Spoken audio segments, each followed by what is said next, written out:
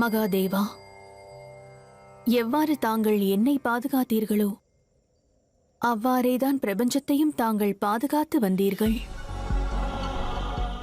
நான் தேவி சதி அல்ல, அவர்களின் ஒரு அம்சம் மட்டுமே. அவர்கள் உயிர் நாடியின் சக்தி. அவர்களது ஜுவாலையாவேன். சதியின் நினைவுகள் வரைதான் என் நினைவுகள் உள்ளன. அதற்கு பின் என்ன நேர்ந்தது? தேவி ஏன் மகாகாளி ஆனார்கள்? இதை பற்றி எனக்கு தெரியாது. ஆனால் இக்காட்சியை காணும் பொழுது பதட்டமாக உள்ளது. அதோடு தாங்கள் இந்த ரூபத்தில் ஏன் இருக்கிறீர்கள்? நான் வாழ்நாள் முழுவதும் தங்கள் மீது பக்தி செலுத்தினேன். ஆனால் இன்று என் முன்னிலையில் நிற்கிறீர்கள். ஆயினும் தங்களை அடையாளம் காண இயலவில்லை. என்ன நேர்ந்தது மகாதேவா? பிரபஞ்சத்தை என்றும் சமநிலையில் வைத்துக் கொள்ளும் மகாதேவர் தனது சமநிலையை இழந்ததற்கு என்ன காரணம்? ஏன் சிவன் சவமாக நிற்கிறார்?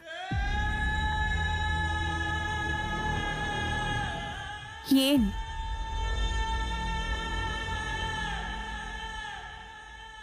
சிவன் வருத்தத்தில் இருக்கிறார் தேவி.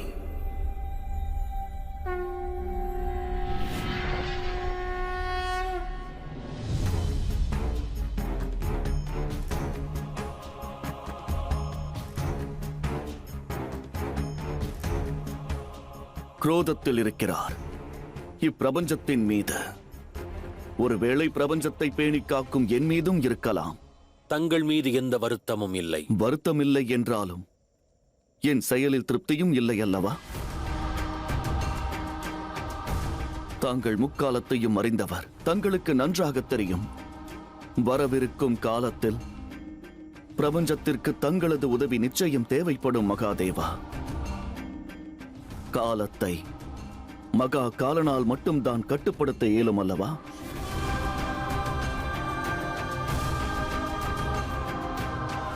ஆகையால் உங்களை வேண்டி கேட்கிறேன், கைலாயம் மீண்டு வாருங்கள் மகாதேவா.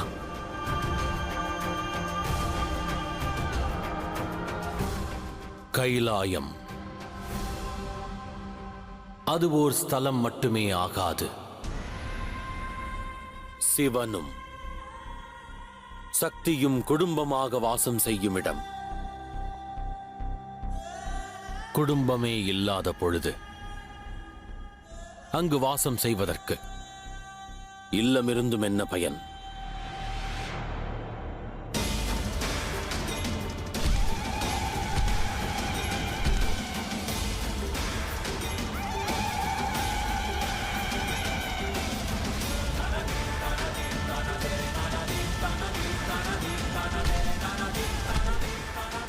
சிவனின் குடும்பம் எப்பொழுது மீண்டும் ஒன்றிணைகின்றதோ அப்பொழுது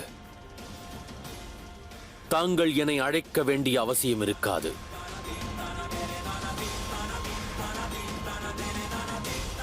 தாங்கள் தானே அந்த குடும்ப தலைவன் மகாதேவா. தலைவனாக தன் கடமையை செய்ய மாட்டீர்களா? தங்கள் சத்தியின் அம்சத்தின் கௌரவத்தை காக்க மாட்டீர்களா?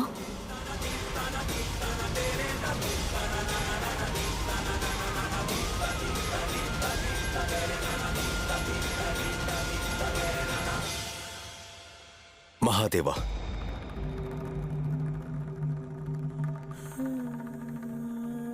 இந்த பாவியை தாங்கள் தண்டிக்க வேண்டும் மகாதேவா. நான் இவ்விடத்தின் பைரவன்.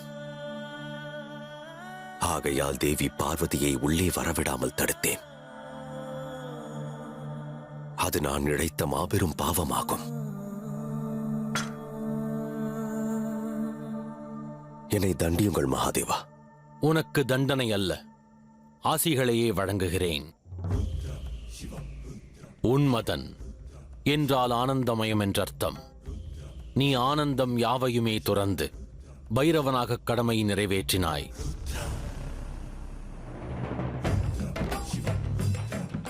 எனவே நீ ஆற்றியதில் தவறில்லை. மேலும் நீ எடுத்த முடிவு மிக கடினமான முடிவும் கூட. ஆகையால் மென்மையான உணர்வோடு இருந்த பைரவன் என்று பைரவனை போற்றிப் பாடும் காலம் உண்டாகும். அன்போடு இப்பெயர் இணைக்கப்படும். அப்பெயர் உனக்கென சமர்ப்பணமாகும்.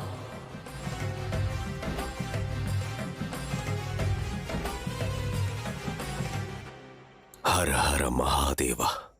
நான் இங்கு வந்ததற்கான உத்தேசம் நிறைவேறிற்று. இவ்வாலயம் அழிந்திடாது காத்து நின்றேன். ஆகவே என் குகைக்குள் செல்கின்றேன். தியானம் புரிய வேண்டும், தியானம் புரிய வேண்டும்.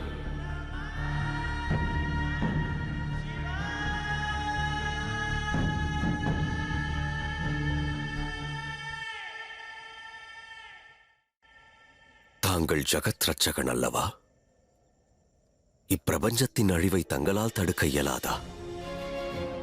எல்லாம் முடிந்த பிறகு தாங்கள் எதற்காக இங்கு வந்தீர்கள் நாராயணரே? எனது கடமை பிரபஞ்சத்தை பரிபாலிப்பது, விதியின் நியதியை மாற்றுவதல்ல. பிரபஞ்சத்தை சரியான பாதையில் எடுத்துச் செல்வதே, காலத்தின் பாதையில் இடையூறு செய்வதல்ல. பொறுமையாக இரு பைரவா. வெகு விரைவில் அனைத்தையும் நீ புரிந்து கொள்வாய்.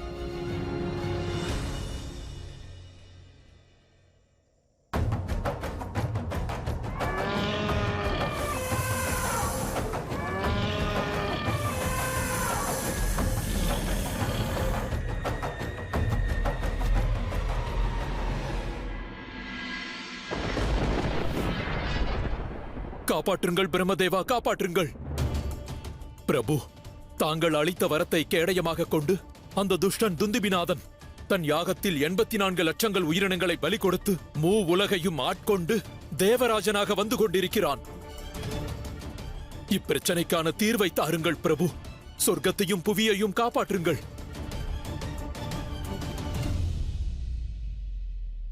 என்னிடம் ஏன் வந்திருக்கிறாய் இந்திரா? பிரச்சனை என்று வந்தாலே நீ ஒவ்வொரு முறையும் நாராயணரையோ மகாதேவரையோ தானே காணச் செல்வாய்.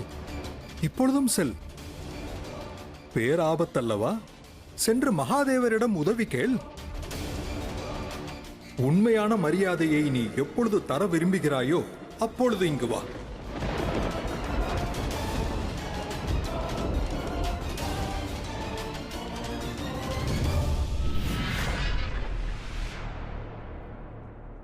அட, பிரம்மதேவருக்கு என்ன ஆயிற்று?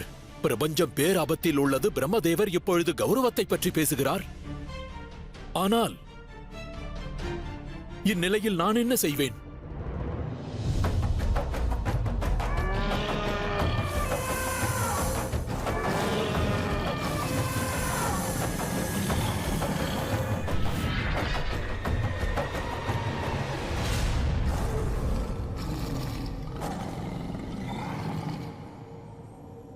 என்னை தடுப்பதற்கு தாங்கள் வருவீர்கள் என்று நான் எண்ணினேன். இப்பிரபஞ்சத்தை காப்பதற்காக சொர்க்கத்தை காக்க வருவீர்கள் என்று எண்ணினேன். நான் எவருக்கு என்ன உதவி செய்ய இயலும் துந்திபிநாதா? என் சக்தியின் ஆதாரமான சிவன் வேதனையில் இருக்கிறார். அதோடு உன்னிடம் பிரம்மதேவரின் வரம் உள்ளதே. அவ்வாறெனில் எதற்கு இங்கு வந்தீர்கள்? நீ செய்யும் செயலைக் கண்டு நான் மனதளவில் கலைத்து விட்டேன். இவ்வாறு இதை வாசித்துக் கொண்டே இருப்பாயா அல்லது ஏதேனும் செய்வாயா? எதுவாயினும் சரி, உடனே செய். விலங்குகளை ஆகுதியிட, பிறகு சென்று தேவேந்திரனின் அரியாசனத்தை பறித்துக்கொள். அசுரமாதாவின் கட்டளை என்னை கட்டுப்படுத்துகிறது நாராயணா. அவர்களின் கட்டளை. அவர்கள் எனக்கு தகவல் தரும் வரை நான் அமைதி காக்க வேண்டும்.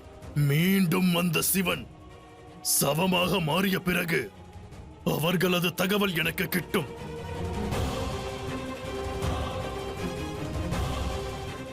இந்திர பதவியை ஆசை கொள்ளும் நீ முகூர்த்தம் பார்க்க துவங்கிவிட்டாயா? அல்லது உன் மிரட்டல் அனைத்தும் வீண் பேச்சா?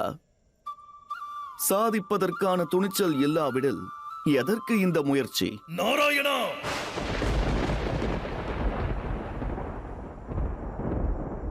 என் மீது கோபம் கொள்வதில் என்ன பலன்? சற்று சிந்தி. துந்துபிநாதா, இதை செய்வதற்கு உன்னிடம் துணிச்சல் இருந்தால், நீ திறமை வாய்ந்தவன் என்றால், அசுரமாதா அதிதி உன்னை காத்திருக்கும்படி ஏன் கூற வேண்டும்? ஏனெனில் அவர்கள் அஞ்சுகிறார்கள். அவர்களுக்கு உன் பலத்தின் மீது சந்தேகம் உள்ளது. அவர்கள் அறிவார்கள், நீ ருத்ரன் முன்பாக சென்றாய் எனில் உடனே அழிந்து விடுவாய். அசுரமாதா மீதுள்ள கௌரவத்தை எனது அச்சம் என்று எண்ண வேண்டாம் நாராயணா. அந்த மகாதேவரும் என் கண் முன்னால் வந்தால் ஆதி அந்தம் இல்லாதவரையும் நான் அழித்து விடுவேன் நாராயணா.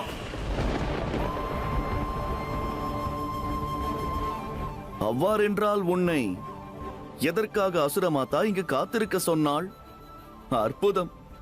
உன் பலத்தின் மீது அவர்களுக்கு எத்தனை நம்பிக்கை! உண்மையை கூற வேண்டுமென்றால் நான் முதலில் அஞ்சினேன்.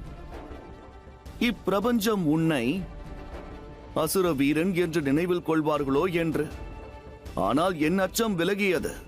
உன்னை இப்பிரபஞ்சத்தோர் ஒரு பேடியாகத்தான் நினைவில் கொள்வார்கள்.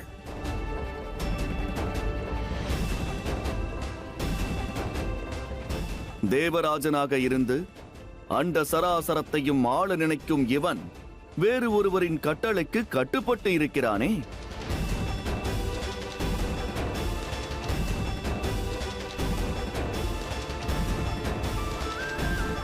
உண்மையில் அசுரமாதா மிகுந்த அனுபவசாலி.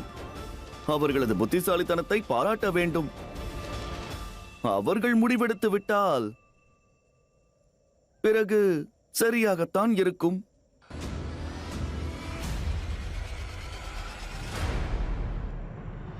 சரி தவறு பற்றிய முடிவை அவர்கள் அல்ல, நான் எடுப்பேன். தங்களால் ஏதும் செய்ய முடியாத போது துந்துபிநாதனிடம் ஏன் செல்கிறீர்கள் நாராயணா? 84 லட்சங்கள் உயிரினங்களை பலி கொடுப்பதற்கு தயாராகிவிடு என்று அவனிடம் கூறப் போகிறேன். என்ன? ஆம் தேவி. இப்பொழுது ருத்ரன் மகா காளியிடமிருந்து சக்தி பீடத்தை காப்பாற்றினார். இப்பொழுது அவர் ஒரு ரகசிய குகையில் தியானம் செய்கிறார். அவர் ஆழ்நிலை தியானத்திற்குள் செல்வதற்கு முன்பு ஒருவேளை விலங்குகளுக்கு ஏற்படும் இந்த ஆபத்தினை தடுக்க இப்புவியை காக்க சிவனாக மீண்டு வரலாம் அல்லவா?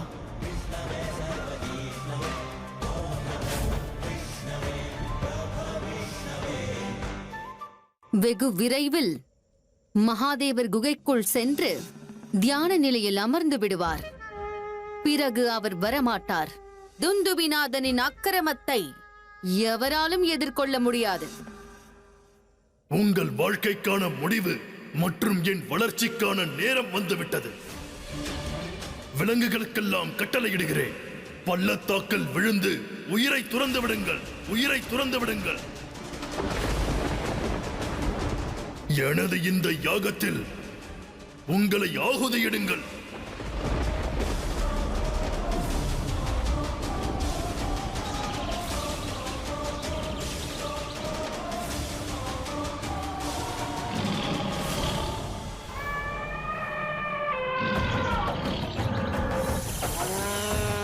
முன்னேறுங்கள்.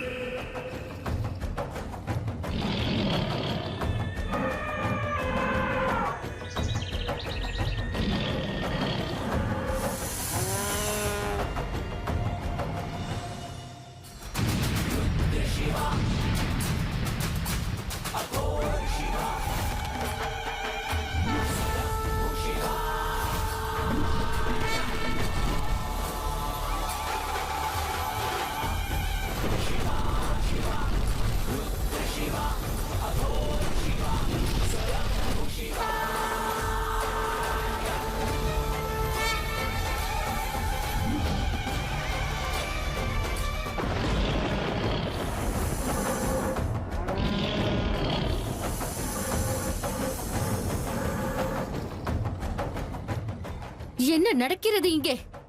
தவறு. நம் கணவனைத்தும் அழிந்து கொண்டிருக்கிறது அசுரமாதா.